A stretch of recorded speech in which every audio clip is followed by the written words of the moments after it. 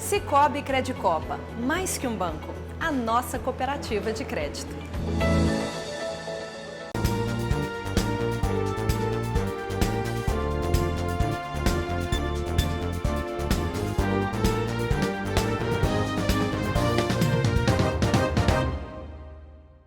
Boa noite para você de casa. Agora o NTV News. O prefeito de Varjão de Minas suspende volta das aulas presenciais no município. Retorno só após a aplicação da segunda dose contra a Covid-19. Greve na rede estadual vai até o dia 17. O movimento é para chamar a atenção sobre a segurança na retomada dos alunos para as escolas. Patos de Minas volta a vacinar por faixa etária nesta terça-feira. Com o recebimento de pouco mais de 2.700 doses, vai vacinar quem tem entre 44 e 43 anos até quarta. E na sexta, quem tem entre 42 e 37 anos.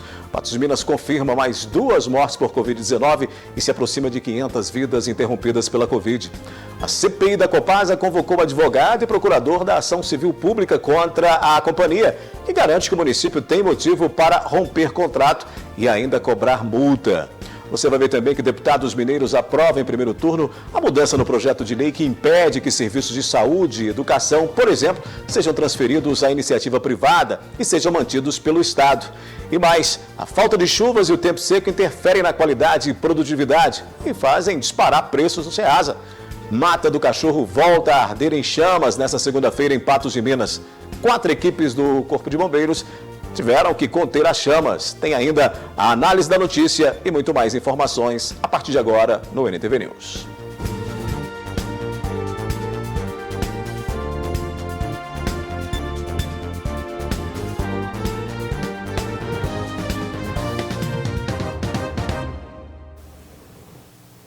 Parte dos professores da rede estadual de ensino iniciaram uma greve nesta segunda-feira, que deve durar até o final de semana. O movimento é para chamar a atenção sobre a segurança na retomada de alunos para as escolas. O presidente do Sindiúti, em Patos de Minas, disse que não é possível mensurar a adesão à greve. A greve que teve início nesta segunda-feira e vai até o sábado, segundo o presidente do Sindiúti, Ricardo Barreto, tem como objetivo proteger a vida dos educadores, dos estudantes e da comunidade escolar. Nós tivemos no ano passado, e nesse ano, através do liminar no Tribunal de Justiça de Minas Gerais, a possibilidade de proteger todos os servidores durante 14 meses. Com a decisão do Tribunal de Justiça, essa liminar caiu. E aí nós nos encontramos aí depois num cenário onde o governador haveria permissão para retorno das aulas presenciais na onda amarela, e agora ele determinou na onda vermelha. Então, assim, é uma forma de proteger todos os servidores, é um guarda-chuva de proteção de todos os servidores contra uma contaminação, contra o risco aí de chegar até uma situação mais pior, né? Uma situação pior que a morte, né? Em Patos de Minas foram convocados para a greve sanitária profissionais que lecionam em escolas do 1º ao 9º ano e do 1º ao 3º ano da rede estadual de ensino. Ainda não se sabe o número de quantas pessoas aderiram à greve. A adesão, a gente não tem uma noção de como foi essa adesão, porque anteriormente nós tínhamos aí na onda amarela 14 escolas que retornaram de 1º ao 5º. Depois disso, com a onda vermelha, todas as escolas de Patos de Minas têm aí a permissão para retornar.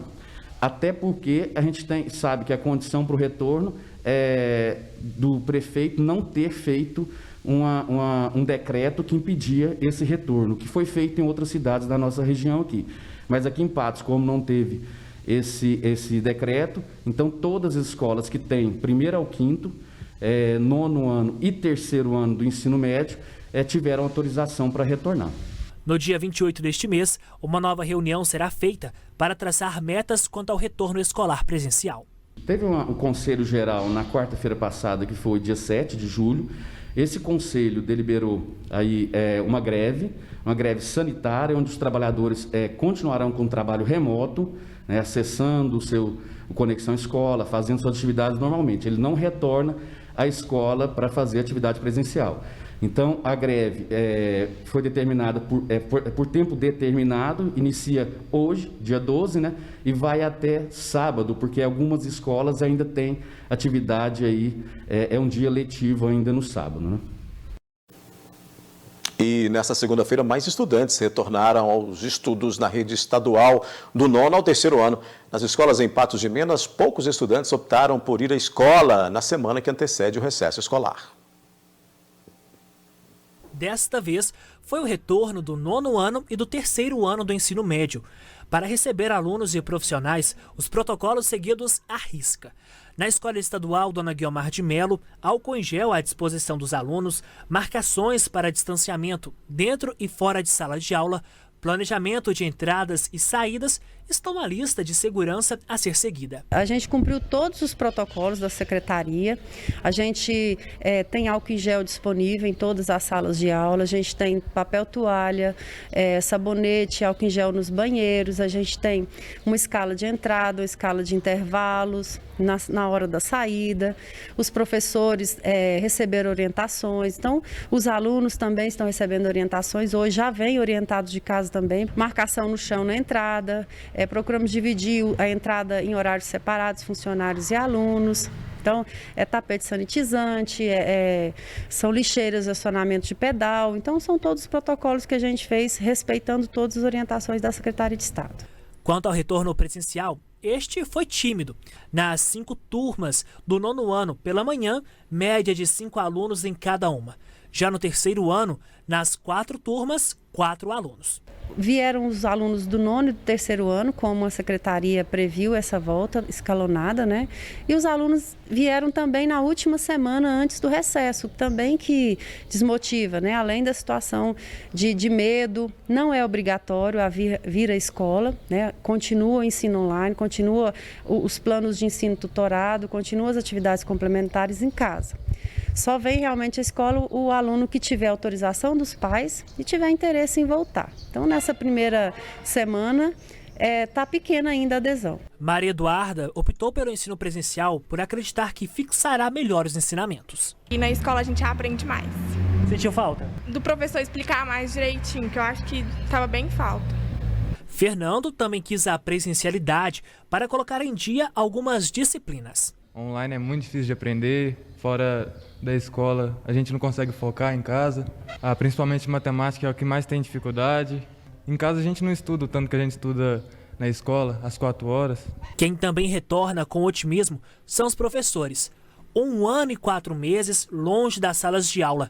Hora de tentar recuperar o tempo perdido. A gente sabe que é necessário esse retorno gradativo, cumprindo todos os protocolos, mas essa semana é a semana de recuperação bimestral. Então, assim, as coisas serão mais lentas, porque o retorno está bem reduzido, mas faz necessário, sim, que as coisas comecem a ter um novo normal, né? E que os meninos voltem a ter um processo de ensino-aprendizagem de qualidade. A professora Luciana retornou atenta aos detalhes. Primeiramente, o uso de álcool em gel, né, o uso da máscara, que é a nossa principal arma, e o EPI, que é o equipamento que o professor precisa para estar juntamente com esses alunos. O jaleco, por exemplo, ele não é obrigatório, mas a máscara, né, ela é essencial para estar junto com o público. Apesar desta semana anteceder o recesso escolar, a expectativa para o próximo retorno é de que mais estudantes retornem às salas de aula. Acreditamos que, ao voltar do recesso, esse número de alunos vai ser ampliado, porque também vai ampliar os anos de escolaridade. Terminando na próxima quarta-feira as inscrições para o Enem. O processo deve ser feito pela internet. Para fazer a inscrição para o Enem, o candidato deve acessar a página enem.inep.gov.br/participante. Mesmo quem está isento da taxa, que custa R$ 85,00, deve realizar o procedimento. As provas serão aplicadas em 21 e 28 de novembro, tanto a versão digital quanto impressa. No primeiro dia serão aplicadas as provas de linguagens, códigos e suas tecnologias e ciências humanas e suas tecnologias, além da redação. O candidato terá 5 horas e meia para responder. No segundo dia, as provas serão de ciências da natureza e suas tecnologias e matemática e suas tecnologias. O tempo será de 5 horas de duração para responder as 45 questões. Na sequência aqui no NTV News, a Anvisa publica comunicado sobre ocorrências raras que podem acontecer após segunda dose da Pfizer, relatadas por autoridades sanitárias norte-americanas. E como você pode desenvolver a resiliência para a superação das adversidades.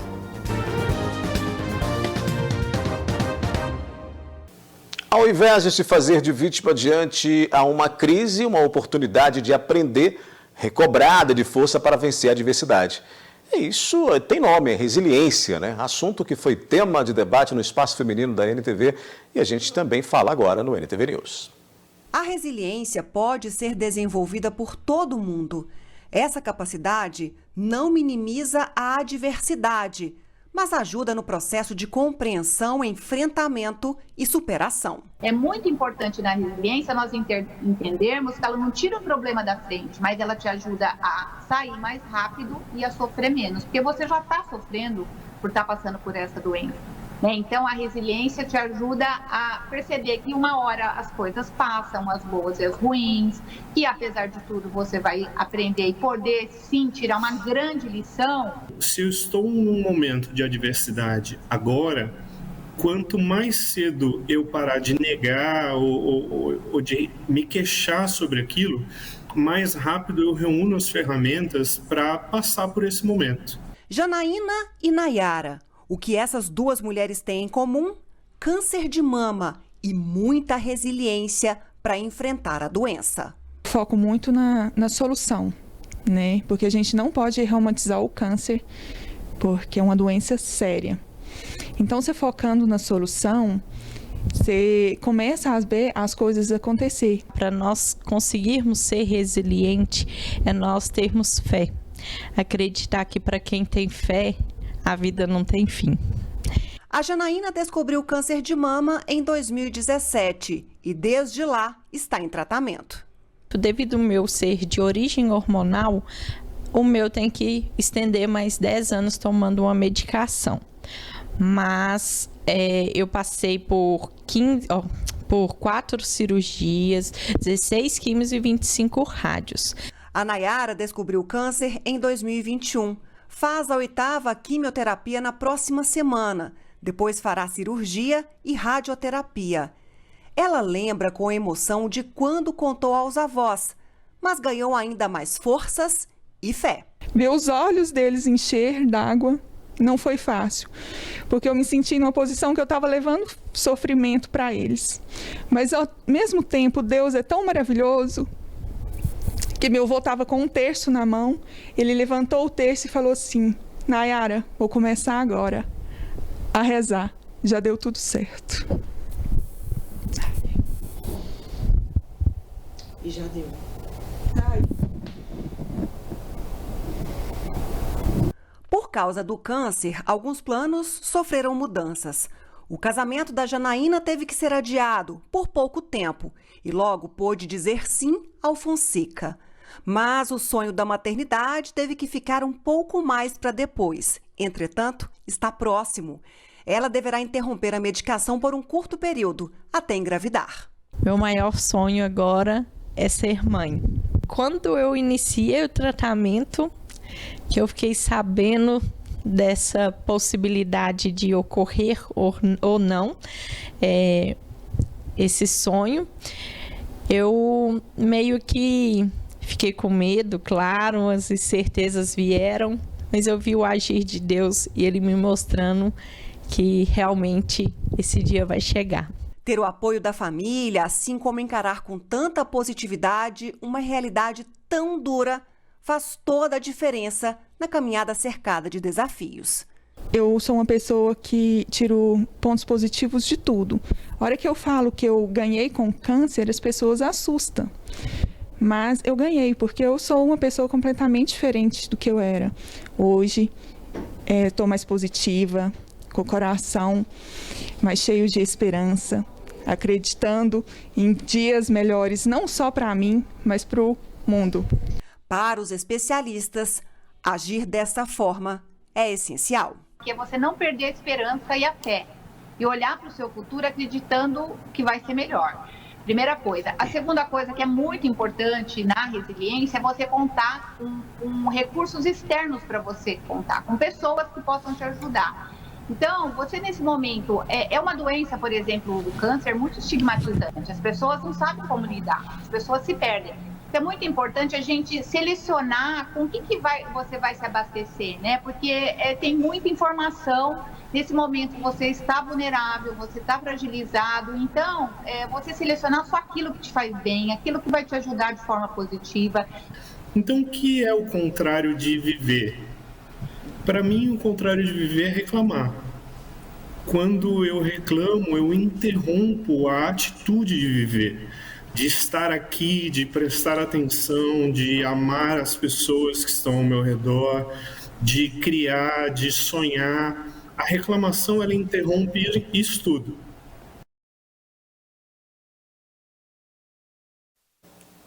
A Agência Nacional de Vigilância Sanitária publicou um alerta para o aparecimento de doenças que foram registradas após a vacina contra a Covid-19, que usa RNA mensageiro, como a Pfizer. Os episódios são raros e foram relatados pelas autoridades sanitárias do FDA dos Estados Unidos. Mas a agência mantém a recomendação de continuidade da imunização com a Pfizer, pois os benefícios superam os riscos.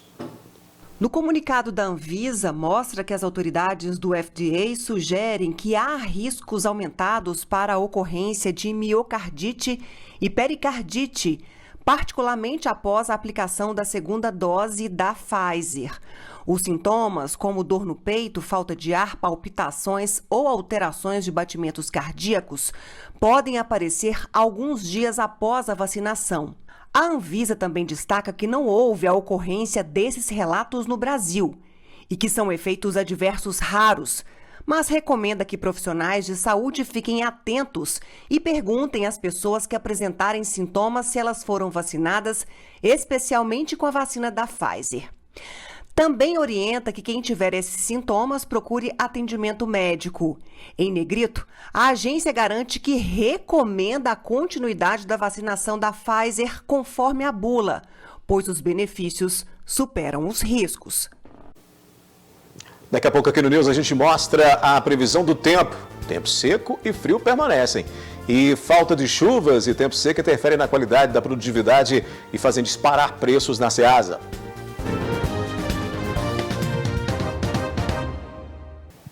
Veja só o que a Medic Mais oferece para você. Na Medic Mais, você e sua família têm saúde de qualidade e acessível. Todas as especialidades médicas, dentistas, estética e, claro, aqui você também faz seus exames. Tudo em um só lugar, sem precisar ficar em filas. E o melhor, pagando pouco. Atendimento humanizado, equipamentos de ponta e todo o controle de esterilização.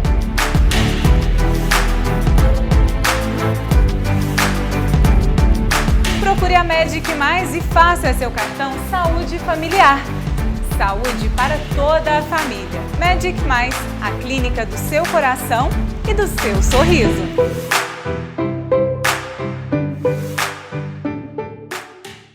Pois é, de 21 a 24 de julho, a Medic Mais faz o plantão do implante. Quem conta os detalhes é o implantodontista Maruílio Rezende, do Nascimento Júnior, que está aqui conosco hoje no NTV News. Boa noite, doutor. Boa noite. Tudo jóia? Tudo bem. Por que um plantão do implante, doutor? E quais aí as vantagens para o paciente no implante, na sua vida aí, depois de passar por um tratamento como esse? Opa, boa noite, pessoal. Tudo bem? Então, aqui é o plantão. A gente está acostumado, no mínimo, aí, uma vez por mês, fazer esse plantão do implante para ter mais uma facilidade a você que está sem dente, usando aquela prótese removível, para ter uma facilidade na forma de pagamento, até no valor, né? Que o plantão do implante, que esse mês vai ser do dia 21 ao dia 24, nós temos um super desconto e até a forma de pagamento, né? Bem facilitada para as pessoas aí que estão necessitando de um dente fixo. Claro que isso é qualidade de vida, né, doutor? Com certeza, com certeza. Antigamente, a parte de prótese, né? O pessoal antigamente não tinha tanto, vamos dizer, importância na parte do sorriso. Hoje nós da área da saúde sempre estamos focando não só na parte de voltar a ter o dente com as crianças, né? Hoje nós temos profissionais da saúde bucal que desde criancinhas de 2, 3 anos já começa um tratamento odontológico. Para quê? Para evitar de ter perdas dentárias, né? Então hoje a parte da saúde bucal é muito importante, né? Antigamente era só para aquela parte de sorrir, mas hoje o pessoal está vendo que temos que ter a qualidade para mastigação, né? Para uma boa estética, porque isso influencia até para você procurar um emprego, né? É verdade, é um cartão de visita, aquele de sorriso, visita. né? Doutor, e o agendamento? Como é que é fácil, facilitado? Sim. É chegar no endereço, né? Dali de frente à praça da antiga rodoviária e nos procurar, né? Tem a doutora Thaís, eu, o doutor Júnior, e nos procurar e fazer aquela consulta, avaliação gratuita com radiografia panorâmica imediata, que vamos nos atender e tomar aquele café da manhã, caso for na parte da manhã, e aquele café da tarde. E o plantão, para a gente fechar então, 21 a 24? 21 a 24 agora, semana que vem, e venha fazer uma avaliação, tomar aquele café com a gente, para fazer aquela avaliação e um novo sorriso. Estamos aguardando também o Gui, que ele comenta que vai vir lá, mas não está indo não, viu? Ele não apareceu lá ainda não, doutor? Não está aparecendo não. Mas nós tá com medo. Vamos pegar ele aqui e vamos levar lá, viu, doutor? Obrigado, doutor, por ter vindo, viu? Boa noite. Boa noite. A gente continua com a NTV News, agora a gente fala da falta de chuva e do clima frio que afeta a produção e também a qualidade de diversos alimentos.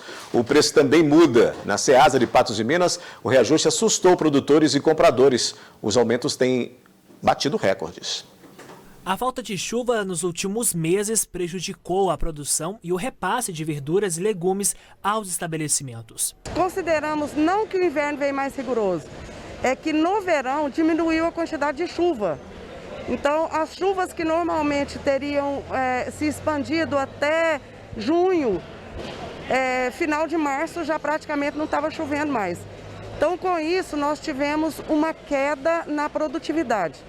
Mudou o clima. Teve um aumento drástico em relação a insumos. Quando isso aconteceu, o produtor diminuiu a área plantada. Fez com que diminuísse a safra, aumentando o preço dos produtos. Valquíria é produtora rural há anos. Sente agora reflexos da época do ano em suas plantações. Dos produtores, com o frio, a tendência é diminuir.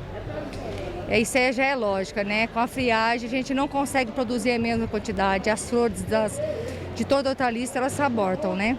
E dá-lhe reajuste. O quiabo bateu recorde no preço. Nessa mesma época, em 2020, custava R$ 120. Neste ano, R$ 150 a caixa com 13 quilos. A abobrinha antes custava R$ 60 a caixa. Agora, R$ 130 a caixa de 20 quilos. O gilote tinha preço de R$ 60 neste período. Agora custa R$ 80 a caixa com 15 quilos. O tomate no inverno passado custava de R$ 50 a R$ 70. Já neste ano custa R$ 80, mas podendo chegar em até R$ 100 a caixa com 20 quilos. O tomate é o carro-chefe da salada, né? Então, aumentou-se o preço do tomate, normalmente aumenta o preço de vários outros produtos. Nós estamos com esses produtos em relação ao quiabo, ao jiló e à abobrinha, em relação ao clima. Nessa época do clima frio, a maioria das flores desses produtos aborta. Então, diminui drasticamente a produtividade. E na hora de passar o valor ao cliente, cabe aquela negociação. Ou, por vezes, a sinceridade fala mais alto. Pois é, até assusta, né? Porque a gente tem os clientes da gente que são fixos. Eu até falo assim, pessoal, não dá para levar abobrinha. Não aconselho levar, vamos repor no chuchu, vamos repor em outra coisa. Porque até de não ter, a gente consegue ainda manter. Por exemplo, um cliente que levava 2 caixas, leva meia, entendeu? Para não ficar sem. Mas muitos optam a não levar porque não tem saída, sabe? Porque o preço é alto e muitos pegam em bandeja. Em contrapartida, produtos como laranja, banana, limão e melancia estão na safra e, por isso, são considerados em baixa. Esses produtos, além de ser época de safra, é uma época que diminui o consumo. Porque são frutas que têm um consumo maior no verão, por causa do calor e tudo, né? Então, tanto a laranja quanto a melancia, nessa época, além de ter uma produtividade maior, o consumo é menor. Por isso, o preço é menor. O tempo continua estável devido ao ar seco. Hoje teve mais um alerta de perigo do IMET para essas condições de baixa umidade relativa do ar. Há previsão de formação de névoa seca em alguns períodos do dia na região nesta terça-feira. As temperaturas mínimas voltam para as esperadas no inverno, mas continuam amenas. Previsão do tempo. Oferecimento New Color. Seus óculos em apenas 1 hora. Confira o regulamento. New Color. 3 lojas em Patos de Minas. Em Patos de Minas, a umidade relativa do ar continua baixa em alguns momentos do dia, 30%. Para terça-feira, mínima de 12 e máxima de 26 graus. Em Lagamar, os termômetros variam entre 14 e 28 graus. Em Presidente Olegário, de 12 a 28. Em Rio Paranaíba, a máxima não passa de 25 graus. E em Varjão de Minas, previsão de mínima de 12 e máxima de 24 graus para esta terça-feira. Já, deputados mineiros aprovam em primeiro turno mudança no projeto de lei que impede que serviços de saúde e educação, por exemplo, sejam transferidos à iniciativa privada e sejam mantidos pelo Estado.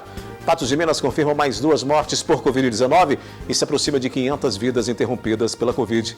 E com a volta no recebimento de vacinas, a Secretaria de Saúde de Patos de Minas quer vacinar pessoas de 44 a 37 anos ainda esta semana.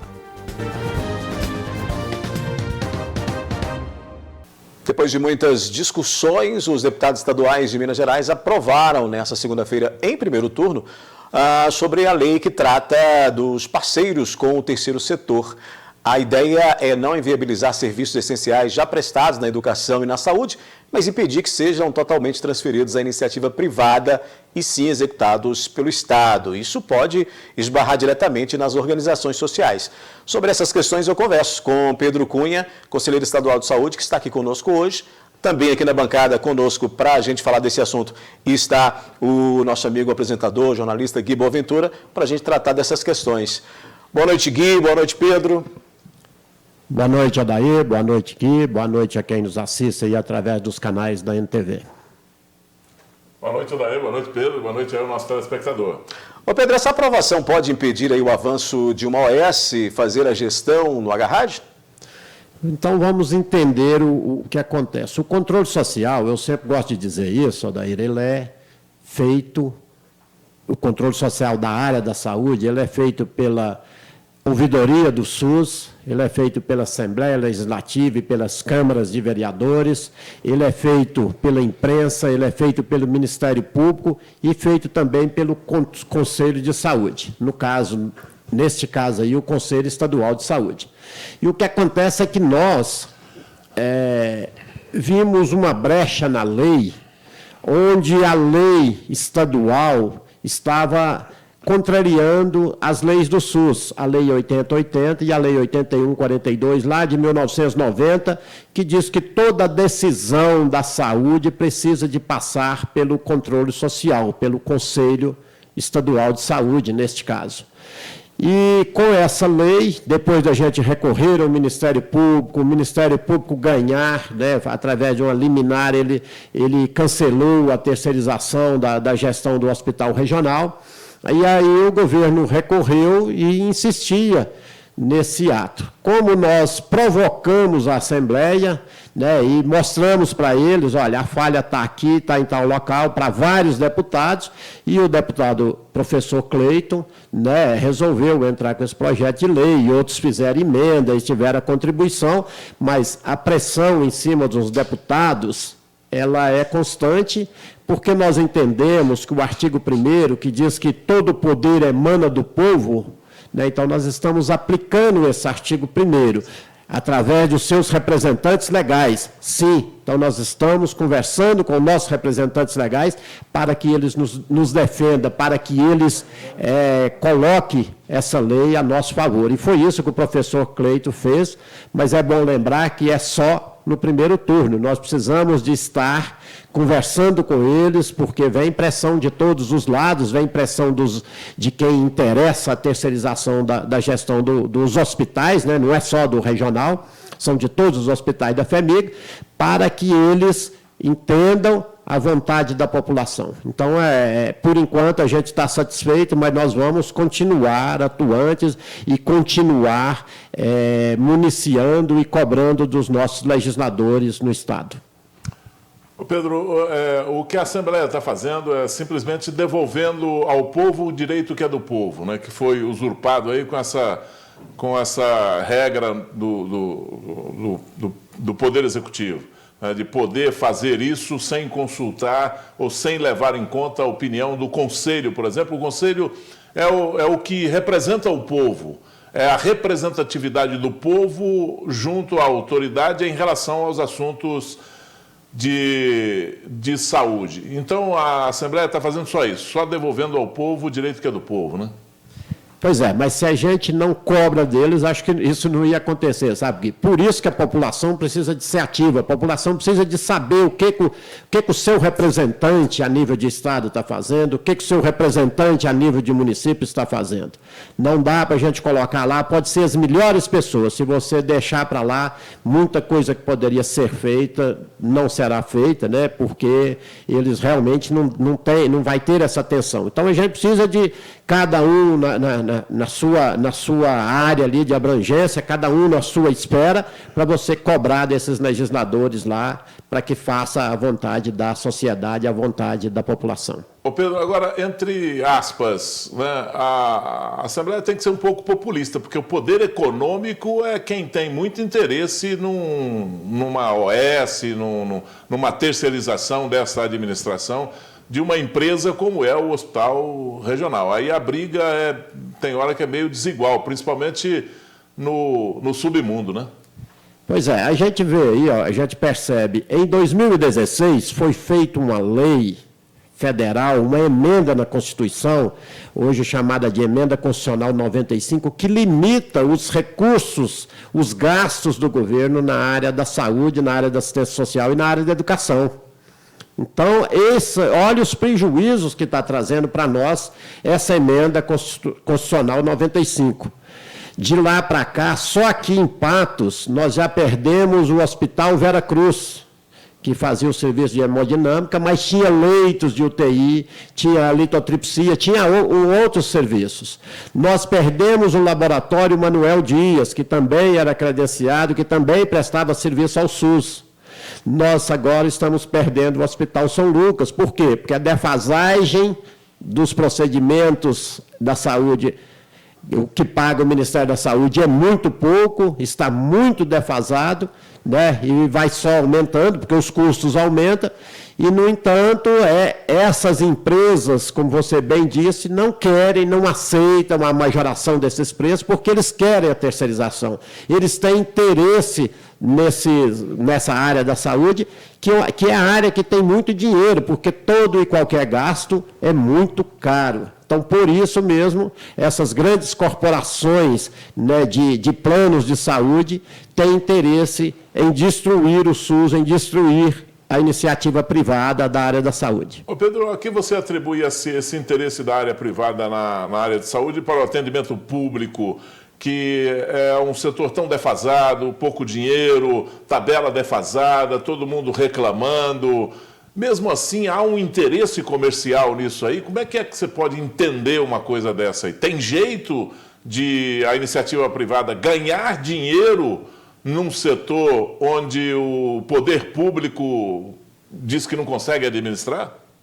Olha, uma organização social dentro do Agarrad, ela vai falar, olha, eu recebi para fazer tantos procedimentos e acabou esse recurso, ela não vai continuar. Então, por isso é que eles têm interesse. Eles têm interesse de ter essa porta de um grande hospital, um hospital de referência da ortopedia, um hospital da maternidade de alto risco, um hospital de alta complexidade. Eles vão ter interesse de ter a porta aberta para eles colocar aquele paciente de dentro do hospital privado, né, colocar lá dentro do Agarrad, fazer o procedimento mais caro e retornar esse paciente para esse hospital, né, e lá sugar o pouco de recurso que esse paciente ainda tiver.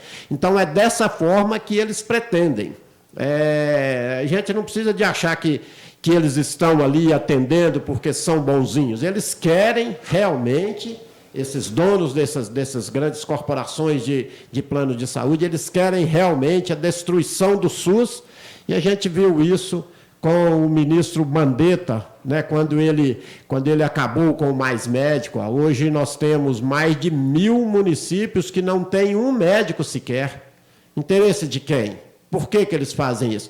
Acabando com o Mais Médico para não haver concorrência com eles, para eles, né? Concorrência em cima deles. Então, é essa forma. Se eles destruírem a atenção primária, vai sobrar mais paciente no consultório deles. Se a atenção primária funcionar certinha, eles vão conseguir, eles vão ter menos paciente nos consultórios deles.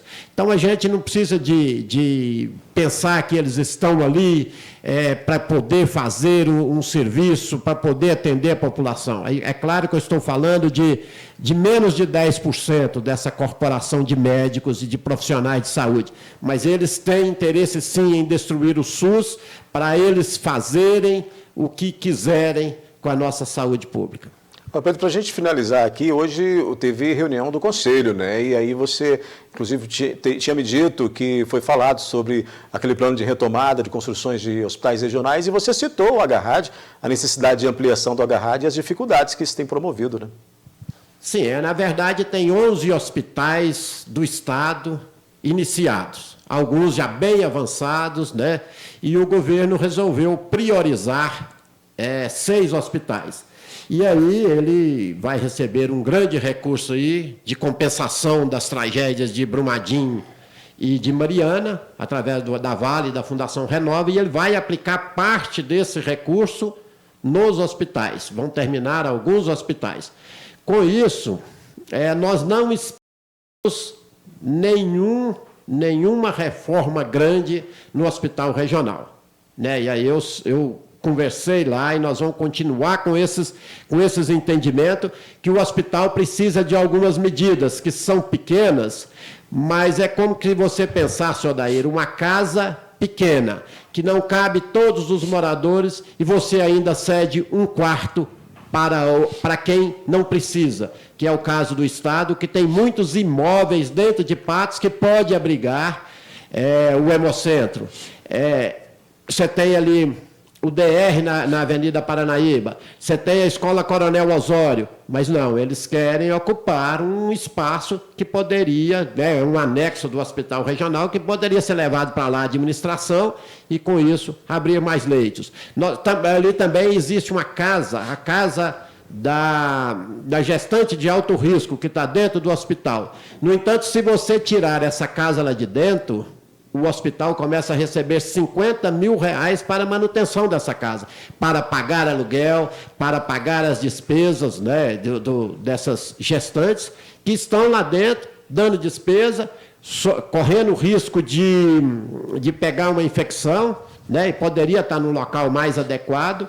Então, nós precisamos de agir dessa forma, que vai aumentar 2, 3 leitos, mas serão 2, 3 leitos. Com o Hemocentro vão ser pequenos, vão aumentar pouca coisa com a retirada do Hemocentro. Mas nós precisamos partir para isso, porque não espera que um Estado que tem 11 hospitais começados, que ele vá fazer uma grande obra, uma grande ampliação do hospital regional. Mesmo porque tem várias outras regiões que não tem nem hospital regional. Por que ele vai investir aqui? A gente cobra do governo para que amplie, para que melhore, mas a gente sabe que aqui, para cá, não vem tão cedo uma ampliação, uma grande reforma. Pedro, muito obrigado por sua participação aqui no NTV News, sempre nos atendendo prontamente. Volte sempre, espaço aberto aí para informação sobre a saúde, viu? Eu que agradeço, Odair. Então, boa noite, Gui, boa noite aos telespectadores da NTV. Hoje não teve aplicações de primeiras doses contra a Covid-19 por faixa etária aqui em Patos de Minas, né? E em algumas cidades da região. É que novas doses só foram enviadas pelo governo de Minas Gerais nesta segunda-feira. Minas Gerais recebeu do Ministério da Saúde na sexta-feira 79.600 doses da Coronavac e 271.440 doses da Pfizer. Para a maioria das regionais de saúde, o envio só começou nesta segunda-feira. Por isso, a vacinação teve que ser interrompida. Em Vazante, não há aplicação de novas doses por idade nesta segunda-feira. Segue a oferta apenas para a segunda dose e para trabalhadores industriais que ainda não foram aos postos de saúde. Em Patos de Minas, também não há aplicação de novas doses nesta segunda-feira. Apenas a de reforço para quem tem 55 anos e recebeu Coronavac em 24 de junho. De acordo com a Secretaria de Saúde de Patos de Minas, receberam a primeira dose até o último sábado 70.505 pessoas, ou 62,72% do público adulto, e a de reforço 24.772 pessoas, 24,33% do total estimado. Outras 2.585 pessoas receberam a da Janssen, que é dose única. Gui, a gente vai caminhando nessa vacinação, nessas etapas, com os percentuais que a gente mostrou aí, de pessoas já vacinadas quanto com primeira, com segunda, com dose única, em meio a tudo isso, né? Em meio a essa pandemia, a essa expectativa para a imunização dessa população. À medida que cresce o percentual de pessoas vacinadas, né, diminui um pouco a pressão em relação da aplicação, mas nós continuamos ainda num ritmo muito lento. Nós passamos aí de 2 milhões de pessoas vacinadas por dia, mas isso ainda é pouco, né? Nós temos que caminhar muito rápido com isso, porque senão nós vamos terminar o ano. E todas essas datas, pelo ritmo que está sendo feita a vacinação no Brasil, todas essas datas, aí, essas pedras cantadas pelos governadores e pelo Ministério da Saúde não vão ser cumpridas. Nenhuma dessas datas, podem ter certeza absoluta disso, escrevam o que eu estou dizendo. Nós vamos, o que está programado para agosto vai ser lá para novembro, o que está programado para setembro vai ser lá para dezembro, janeiro, e a gente vai entrar em 2022 ainda devendo essas promessas para 2021, porque o ritmo ainda é muito lento. E o ritmo de aquisição de vacinas pelo Brasil ainda também é deficiente. E a gente fica nessa briga aí com a CPI, esperando para ver o que vai dar nessa CPI. De repente aparece um assunto aí nessa CPI, porque isso aí tá parecendo aquela história de cada enxadada uma minhoca, né? Cada mergulho um flash, sabe? E está aparecendo cada vez mais, aparecendo assunto novo. Hoje apareceu um assunto novo aqui que a gente está checando, que pode dar pano para manga, virar toda essa discussão em relação à compra da Covaxin para outro lado, para engrossar mais ainda o caldo de suspeitas em relação a essa atitude do Ministério da Saúde. Então, fico com muito medo desse ritmo aí, sabe? Pois é, e Patos de Minas volta a vacinar por faixa etária nessa terça-feira, né, depois dessa parada de hoje, segunda-feira, com o recebimento de pouco mais de 2.700 doses, vai então imunizar contra a Covid-19 quem está na faixa entre 44 e 43, quarta e na sexta, quem tem entre 42 e 37 anos. Está até na tela aí, inclusive, o calendário de vacinação publicado pela Prefeitura, mostrando justamente isso daí, ó. 14/7, aí, portanto, 43 anos completos. Também 14/7, período da tarde, período da manhã e período da tarde. A outra tela, ô Vinícius, mostra justamente aí essa vacinação aí para sexta-feira, né? Que é aí com pessoas entre 42 e 37 anos, portanto, aí nesse avanço da vacinação da pandemia, que tem aí essas paradas por causa justamente da falta de vacinas. Vamos aos números da Covid-19. Vou pedir o Vinícius para colocar o boletim aí na tela para a gente, Vinícius, boletim da Covid. O boletim epidemiológico dessa segunda-feira confirmou, Gui, mais 94 casos da doença em relação ao anterior. Chegamos aí, portanto, a 15.450. Desses, 14.602 estão tratados, há 52 pessoas internadas, 17 delas em leitos de UTI, né? Também foram registradas mais 2 mortes, um homem de 73 anos, que morreu em 8 de julho, e uma mulher de 58 anos em 11 de julho. O município se aproxima, portanto, de 500 vidas interrompidas pela Covid. A gente mostra também a ocupação hospitalar, Vinícius, pode colocar o boletim aí da ocupação de hoje, Gui? Na ocupação hospitalar em Patos de Minas por pacientes do município, de outras cidades, né, também, 72 internações ao todo nessa segunda-feira, praticamente o mesmo número da última sexta, né, mas o único percentual que teve queda foi da ocupação de leito de terapia intensiva na rede particular. Números, Gui, estão em estabilidade, portanto? Eu acho que o indicativo dessa semana é muito bom, da ocupação de leitos, que é o número que a gente pode falar a respeito disso. Porque se eu for falar a respeito do primeiro quadro que você mostrou aí, eu vou comentar notícia de sexta-feira. Não dá para entender isso, essa morosidade da Prefeitura em fazer essa divulgação. Estão me dando notícia velha para eu comentar. A Prefeitura, com esse quadro de divulgação aí, divulgando essas notícias aí de sexta e sábado. Hoje nós já estamos terminando a segunda-feira, amanhã já é terça, consequentemente.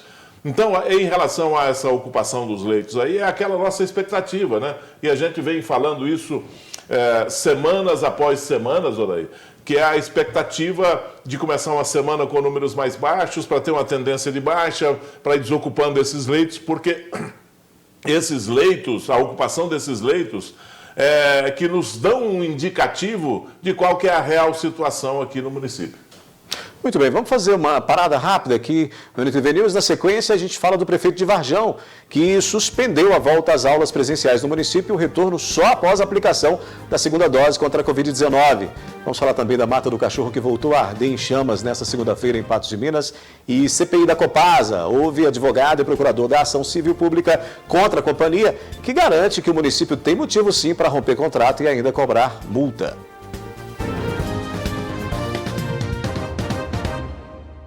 O prefeito de Varjão de Minas, Walter Pereira Filho, publicou um decreto que suspende a volta das aulas presenciais, né, no município. Retorno, segundo o documento, só após a aplicação da segunda dose contra a Covid-19, previsto para 6 de setembro. Isso para garantir uma volta segura, conforme o texto. Gui, aí nós temos uma movimentação de um prefeito que, diferente de outros da região e até de Minas Gerais, decidiu esperar um pouco mais, decidiu para setembro até que os profissionais da educação sejam imunizados com a segunda dose. Isso demonstra que nós ainda continuamos muito despreparados para resolver a nossa vida diante dessa epidemia. Nós não sabemos, na realidade, o que fazer. Não adianta prefeito X, governador Y, dar entrevista e falar que sabem o que devem fazer. Não sabem. Tudo é atitude experimental. E tem que tomar muito cuidado com isso, porque não planejam. Por que não chamam os especialistas e fazem um estudo para ver o que vai ser aplicado no estado inteiro e faz uma liderança em relação ao que vai acontecer no município, em todos os setores, não só no setor da educação, mas cada município é um município, mas tem que fazer um protocolo para caso vá voltar, por exemplo, com as aulas, elas obedeçam ao protocolo tal. Não tem, a não ser aquele negócio muito simples, que é o distanciamento de uma carteira para outra, de uma mesa para outra, uma cadeira senta na outra, não senta na outra vaga. Nós não temos mais nada. Se você sabatinar um professor desse que está voltando às aulas, você vai ficar horrorizado, porque eles não têm nenhuma informação a respeito desse procedimento, desse protocolo em relação à movimentação de uma escola. Então, essa atitude do prefeito Valtinho, lá de Varjão de Minas, demonstra isso. Demonstra esse desentendimento que nós temos, não só no Estado, mas no Brasil inteiro. Nós não temos uma liderança, nós não temos uma informação competente para que possamos enfrentar essa pandemia com segurança, né? Não absoluta, porque isso não existe, mas pelo menos com uma segurança de saber, olha, as crianças estão bem guardadas, o risco que ela corre na escola, ela corre dentro de casa, ela corre na rua. Nós não temos isso. Isso é um ponto de muita preocupação, viu, Daí? Muito bem. Gui, a gente gira o assunto aqui e, olha, depois de muito impasse, os deputados de Minas Gerais aprovaram em segundo turno a proposta de emenda à Constituição que possibilita a transferência direta aos municípios, 1,5 bilhão de reais, de acordo firmado entre o governo, a Vale e instituições de justiça para reparação, aliás, de danos causados pelo rompimento da barragem de Brumadinho. né? Mas essa quantia é para repasse a todas as cidades de Minas Gerais. Agora a PEC deve ser promulgada pela mesa da Assembleia no prazo de 5 dias úteis e transformada em emenda à Constituição pela própria Casa, sem a necessidade de sanção do governador Romeu Zema. O governador já havia vetado essa lei, isso voltou para a Assembleia agora, e aí é o seguinte, eu volto a questionar isso aí, pegam 1,5 bilhão, né, que os outros municípios estão entrando de alegre nisso aí, não tem nada a ver com essa situação, mas estão entrando de alegre nessa situação, vão receber esse benefício, que bom, né, que vão receber esse benefício. Agora, vamos pegar 1,5 bilhão e dar para a Assembleia Legislativa fazer política num ano de véspera de ano de eleição.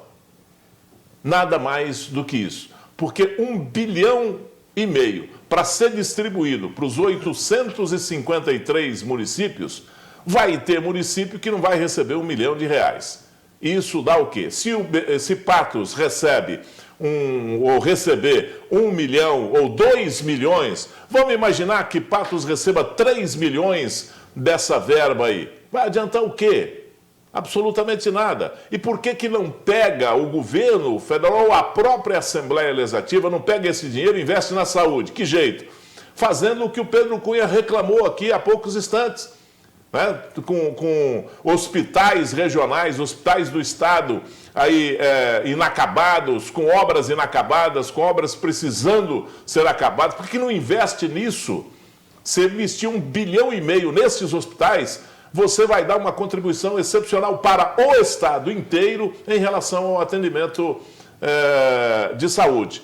Mas não, volto a repetir, esse dinheiro vai ser pulverizado na Assembleia Legislativa do Estado de Minas Gerais, num ano que é véspera de ano de eleição. Isso vai ser dinheiro que vai ser usado para fazer política. Deputado dando presente aí à torto e à direito, sem ter que fazer nenhum convênio, sem ter que fazer... Eu acho até que isso, a desburocratização é necessária, mas o dinheiro vai servir para isso. Observem e me cobrem no final. Vamos mostrar aí, ou vou pedir o pessoal do Master para colocar as imagens, porque a Mata do Cachorro voltou a arder em chamas nesta segunda-feira, como aconteceu nos anos de 2019, 2020 e até anteriormente, né? O fogo no início da tarde, teve início no início da tarde ali e só foi contido por 4 equipes do Corpo Bombeiros no início da noite. O tamanho da área atingida ainda não foi divulgado pelo Corpo Bombeiros, portanto nós temos aí mais um incêndio, mais uma degradação em uma das nossas matas aqui na região, no meio urbano, né, de Patos de Minas, o que piora bastante a situação, a qualidade do ar, né, Gui? E também degrada a nossa flora e a nossa fauna aí.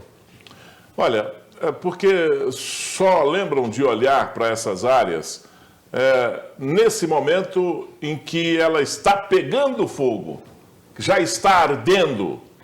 Não faz um acero antes, não faz um zelo antes, não faz uma fiscalização antes para não deixar que pessoas invadam, que pessoas adentrem aquela área para praticar o vandalismo, isso tem demais. Vide aí a Mata do Catingueiro. Vai lá e olha e me conta onde está a Mata do Catingueiro. Acabou, lá só tem o terreno cercado. Não tem mais. Essa Mata do Cachorro aí também tem o mesmo destino, a mesma coisa. Então, é uma demagogia, sabe? E agora a gente fica reclamando. Tá pegando fogo a Mata do Cachorro, vai queimar tudo, vai pegar fogo de novo.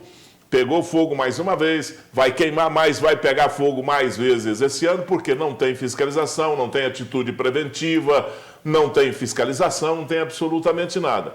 Só lembram de ligar para o bombeiro a hora que está pegando fogo lá. Muito bem, vamos voltar para o noticiário político, Gui, porque o advogado e procurador da Ação Civil Pública contra a Copasa, Arnaldo Queiroz, foi ouvido pelos membros da CPI da Copasa nesta segunda-feira. Para Queiroz, a Prefeitura de Patos de Minas tem sim motivo para romper contrato e ainda cobrar multa. A Comissão Parlamentar de Inquérito que investiga denúncias de possíveis irregularidades nos serviços prestados Copasa no município e nos distritos da região de Patos de Minas, ouviu nesta segunda-feira o advogado Arnaldo Queiroz. Arnaldo foi também o procurador da Ação Civil Pública contra a companhia e também por esse motivo foi convidado a prestar esclarecimentos à comissão. Eu fiz aqui um breve resumo de tudo que foi apurado e de tudo que instrui a ação popular.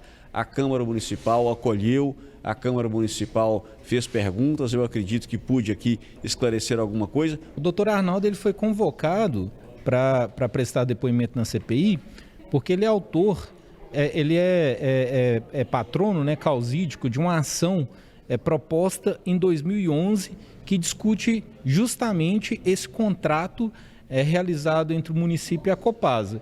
Então, por isso, ele tem muitas informações.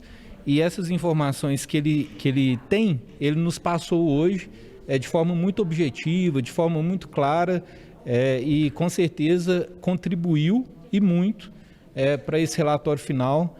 Durante a fala, Arnaldo citou que, pela ação movida por ele contra a companhia, a Copasa cometeu falhas que, na visão dele, são o suficiente para o rompimento de contrato, sem inclusive pagamento de multa. Falou ainda que deveria ser feita uma compensação pela companhia como forma de indenizar o município pela estrutura que foi oferecida na época, a concessão e ainda pelos 10 anos de esgoto despejados no Rio Paranaíba. Indenizar é outra coisa. Se a Copasa está inadimplente, como é que nós vamos indenizar a empresa que confessa a inadimplência? Eu não vejo como fazer essa indenização. E mais do que isso, nós precisamos, e eu afirmei aqui, fazer a compensação da indenização que a Copasa deve ao município de Patos de Minas, sobretudo pelo dano ambiental. O dano ambiental que a Copasa produziu em 10 anos, onde ela estaria obrigada a tratar e não tratou, é um dano colossal. Então, já que tem que indenizar, não é a minha posição, mas eu aqui disse aos vereadores, ok, vamos ver qual que é a indenização, que eu acredito que não é devida, que o município, em tese, deveria pagar a Copasa e qual é a indenização que a Copasa deveria pagar pelo dano ambiental. Façamos a compensação. Neste último caso, inclusive, na tarde dessa segunda-feira, novas imagens de descarte de esgoto às margens do rio foram divulgadas, o que para a presidente da comissão é um descaso feito com a população. Realmente, se for o esgoto e tudo mais, é muita coisa lançada no Rio Paranaíba. E isso é muito preocupante, ou seja, isso dá mais respaldo, inclusive, para a CPI, né? Que aí nós temos assim, provas vivas do que está acontecendo, mesmo no momento em que a CPI está em ação. Eu acho assim, uma audácia, eu acho assim, uma falta de respeito, né, com a população.